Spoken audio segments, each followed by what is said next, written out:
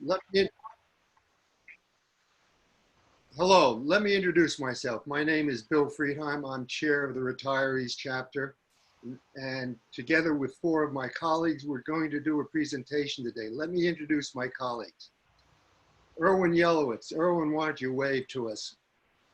Hello, everyone. Who for many decades taught labor history at City College of New York. He's a former chair of the Retirees chapter. He's a former principal officer of the PSC. And some 20 years ago, he wrote a history of the first 25 years of the PSC from 1972 to 1997. Dave Kotelchuk. Hello. Professor Emeritus of Occupational and Environmental Health at Hunter College. And one of the founders of the Health and Safety Watchdogs. Joan Greenbaum, who will be joining us shortly, Professor Emeritus from the Graduate Center in LaGuardia Community College. She's done important studies on the issues of technology, work, and gender. And Marcia Newfield, a longtime advocate, a fearless fighter for the interests of part-timers at CUNY, and for more than a decade, the vice president for part-timers at the Professional Staff Congress. Their most important credentials for this presentation are not necessarily their academic credentials. Their most important credentials is that they've been in the trenches defending the interests of the university, of our PSC faculty and staff, and of our students. And they've accumulated a lot of experience as a result.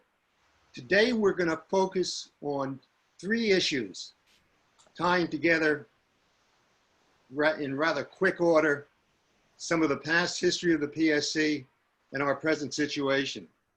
Those three areas are: one, the struggle against austerity funding, which has certainly been ongoing. We'll take that from the fiscal crisis of 1975, 1976, through the 90s when we fought the austerity regimes initiated by governors Mario Cuomo and George Pataki, through the present where we're dealing with Cuomo Jr. And then finally, and very importantly, the fight for part-time equity. We thought that an appropriate backdrop for this presentation would be a PowerPoint that the retirees actually developed on the 40th anniversary of the PSC in 2012, celebrating the first 40 years of the PSC from 1972 to 2012. We thought that we would use some selected slides from this PowerPoint. We've added some. I think it would add a much needed visual backdrop to our presentations. So what I'm going to do now is I'm going to share my screen. I'm going to start with the first. Whoops. It's there. It's there. I can't advance it. Here we go. Right. There we go. So I'm just going to show you the first few slides of this PowerPoint to give you a sense of the history of the PSC right from the get-go, of mobilizing, of organizing, of militant defense in the interests of our faculty, staff, and students. The PSC was founded in 1972. One of the very first issues we faced in the early 70s were tenure quotas that then Chancellor Robert Kibbe sought to impose upon the university. By mobilizing, we effectively stopped those quotas, not only by picketing, but also putting forth the public face of CUNY and of the PSC with advertisements, full-page advertisements in the New York Times. In 1972, as we prepared for our first contract, the PSC actually took a strike authorization vote. and voted yes. This scene is from the Mark Ballroom, which no longer exists, on Union Square. We did not strike, but the threat of a strike helped win us a good first contract, you know, and we did this picketing at all the campuses, making alliances with students, with labor. Here's a final slide of picketers confronting then Mayor John Lindsay. But we're going to pick up the story now with Erwin as we look at how the PSC has mobilized against austerity, starting with the last great crisis that CUNY faced before today, the fiscal crisis of 75-76. So Erwin, if you would take it. Okay, thank you, Bill. History never repeats itself, but knowledge of the past is always instructive as we make tough choices in the present.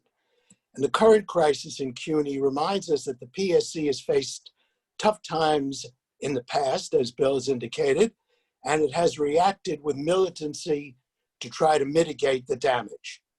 Now, these past crises are similar to the current one in that they're based on financial shortfalls for CUNY that are fed by an austerity approach to the funding of public services.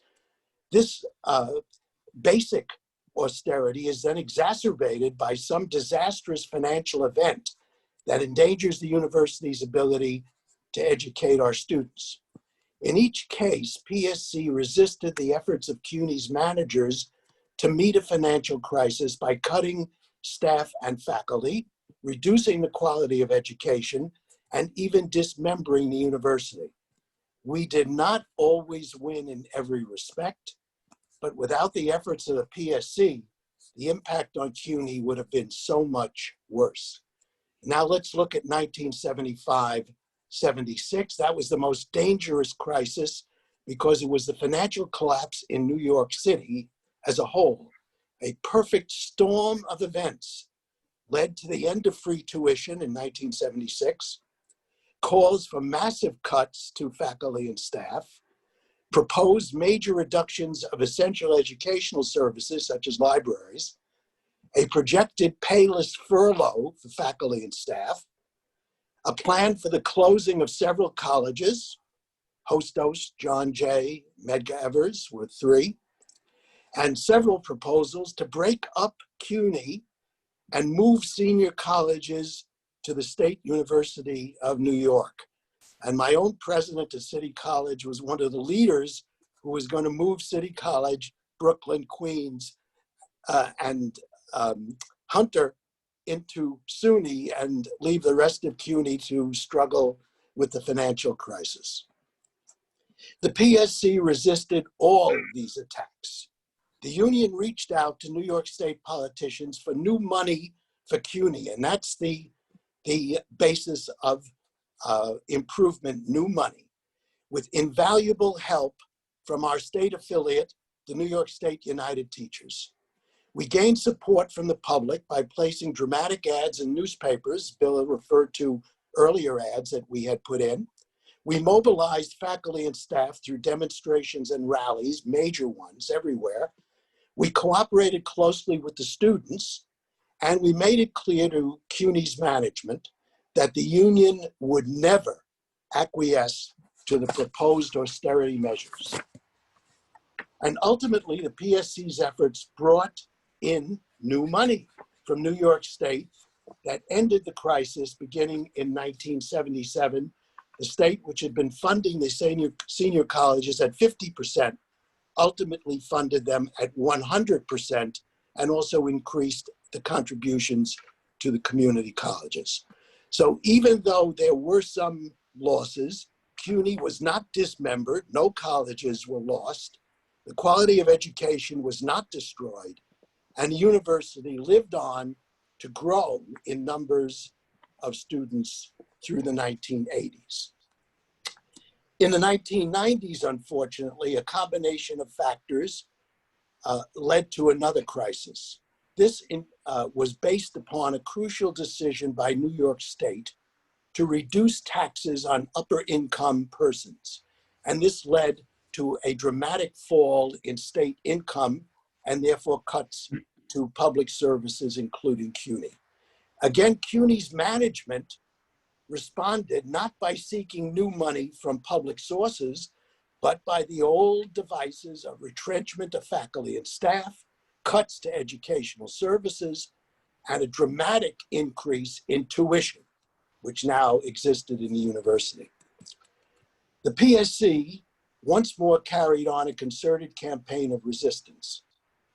The union pressured politicians, again with the help of New York State United Teachers, went to the courts, reached out to the public via the newspaper and now radio ads, cooperated with students through their student organizations, and held major rallies. And again, CUNY survived, even though we lost many senior faculty and staff who took a retirement initiative. There were actually 3, designed to reduce CUNY's personnel without layoffs, because this way the most expensive faculty members retired, and this reduced the expenses of the university. So austerity continues to this moment, and CUNY is chronically underfunded. We need, again, new sources of money, such as the millionaire's tax. But we also need a CUNY management that looks to using CARES funds, for example, rather than cutting faculty positions, in this case, positions of adjuncts. CUNY management's behavior is not new, and the PSC will resist today as it has in the past. Thank you very much. Yeah, and obviously the fight against austerity continued beyond the 90s. This is an image of the front page of the Clarion from 2003. The PSC delivered tens of thousands of postcards to legislators and to the governor in Albany, fighting for CUNY funding. In 2009, I believe this image is from 2009, a number of us sat in front of the governor's office, committed acts of civil disobedience to dramatize the fight for more funding for CUNY. Resist austerity. Unfortunately, this has become too common a theme, in our history. A few years ago, there was a die-in in front of Governor Cuomo's office here in New York City. We've also made important alliances with students. This is a march of students and faculty and staff across the Brooklyn Bridge a couple of years ago. But now we're going to move on and hear more about health and safety and the health and safety watchdog. So I believe, Dave, you're going to go first, and then Joan. Joan first. Joan. Yes, thank you. So I'm Joan Greenbaum, and Dave Cuddlechuck and I started in 2000 the PSC watchdogs, the environmental watchdogs. But PSC's history with health and safety goes back to '72, and Irwin Polishuk and the Central Union had a health and safety committee. Over the years, our watchdog activities have been geared towards building the union and strengthening the capacity of members to deal with these issues locally. And here we see something in a park in the Bronx where we're supporting a group to revitalize a park in the Bronx. Dave? What was the first major initiative of this revitalized Watchdogs Committee? In 2002, we started the Got Air campaign to improve indoor air quality and ensure proper ventilation in classrooms, offices, and labs throughout CUNY. The union printed hundreds of thin yellow paper Got Air strips, which we pasted on incoming air vents all across the university. When the slips fluttered, at least we knew that there was some air flowing into the room. Maybe not enough, but some. And we could also find out if the flow stopped at any times of the day or night. We measured temperature, humidity, and CO2 in selected office, lab, and classroom sites as well. And when we found that airflow was not there, we complained to administrators, and they said these changes were too costly and the state and city governments didn't provide them with enough funds to improve or replace the ancient and decrepit buildings. Now, in the midst of the worst pandemic, we face this problem again, but with so many more lives at stake. It is time for state action. It's been for decades. Meanwhile, our watchdogs, the Health and Safety Committee, has been active on many other fronts as well. And I can show you a thermometer that we used to hand out. Okay, for years now, our committee has conducted training for members on their health and safety rights and how to identify and remediate toxic workplace hazards, often in cooperation with NICOSH, the New York Committee for Occupational Safety and Health. We have organized union health and safety committees on CUNY campuses across the city. Today, faced with the COVID pandemic and empty classrooms, we have representatives from every CUNY campus who gather weekly for health and safety meetings led by co-chairs Jean Grassman and Jackie Elliott. Yeah, and we've conducted walkthrough surveys of all of the buildings on every campus and followed through on mitigating hazards from a mercury spill at City Tech to mold remediation at the College of Staten Island, to bathrooms at Bronx Community College, to drinking water quality issues at the School for Professional Studies, and to asbestos remediation all across CUNY. This progress has not been for us alone. It has helped not only PSC members, but all CUNY employees and students as well. And of course, throughout the period, our watchdogs have been there responding to major man-made and natural disasters. From working with our BMCC colleagues, that's Borough of Manhattan Community College, after 9/11 to assisting and counseling members hit by Hurricane Sandy in October 2012.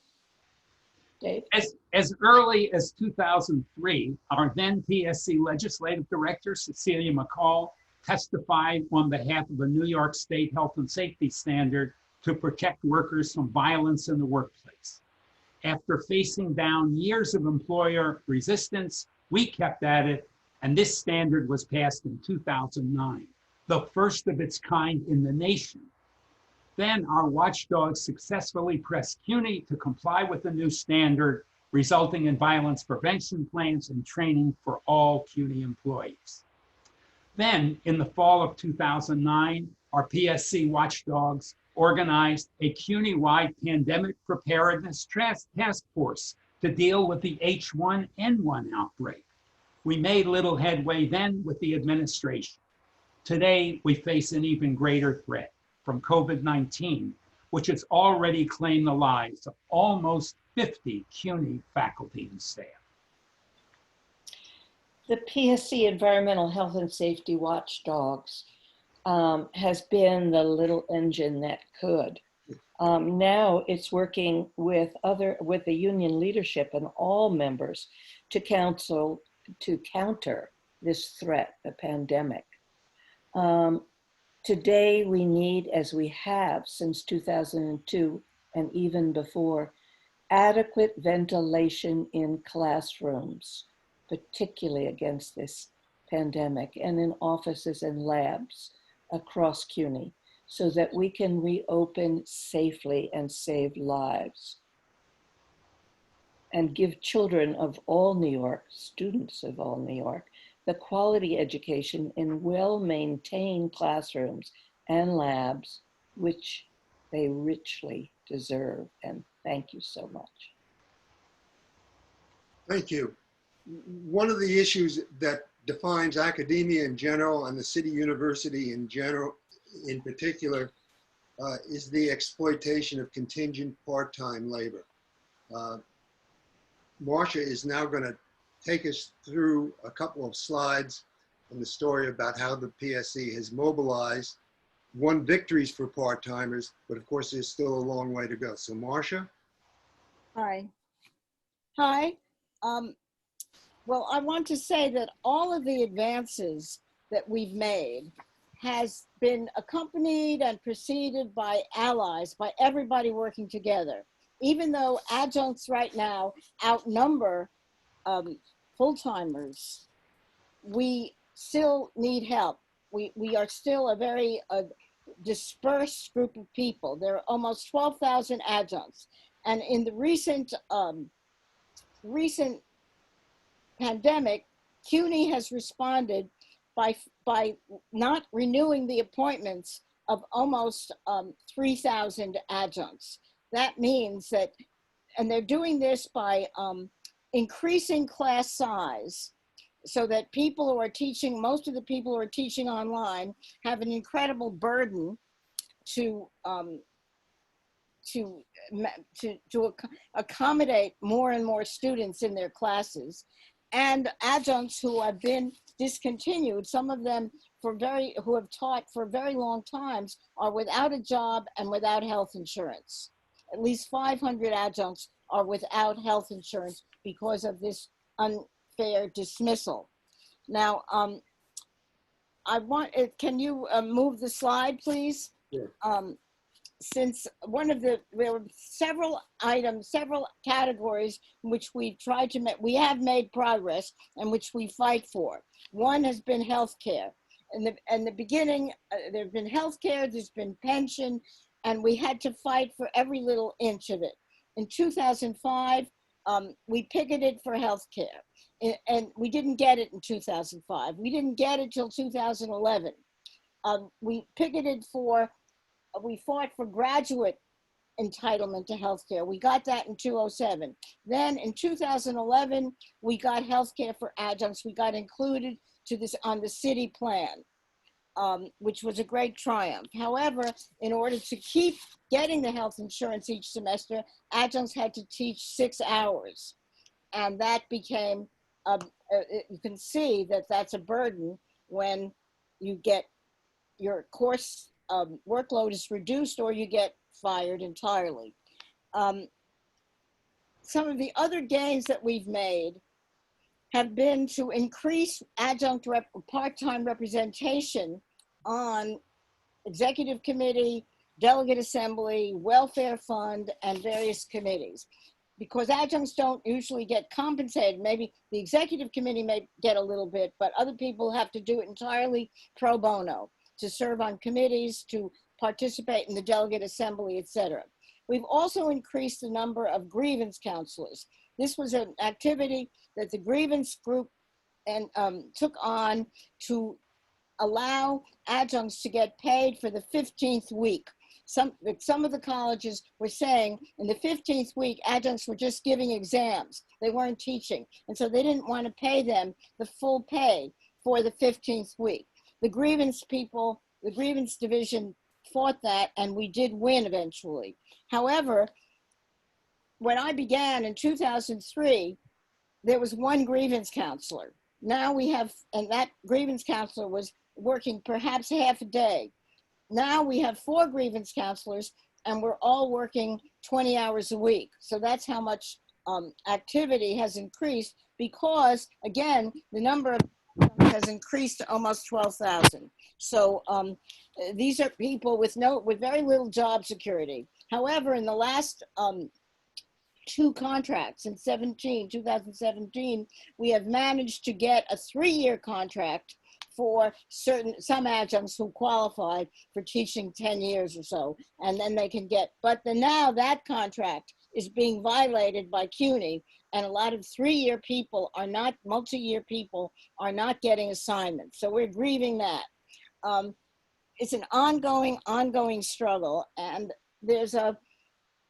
it's not just CUNY, it's around the country, that 77% of courses are taught by part-time, contingent, quote unquote, gig workers. This is happening in other industries as well. And so the only solution to this is more mobilization, more consciousness, and more support by the community at large, which we are working for, and we don't know how much it will succeed. Thank you. So our history of organized pushback makes it clear. All options are on the table. We saw how some of those options were exercised in the past. mobilizing, organizing, even strike authorization votes, increasing the public presence of CUNY and the PSC in the press and through paid advertising. So we'll conclude with these three phrases: save lives, save jobs, save CUNY. The struggle for the City University continues. Thank you.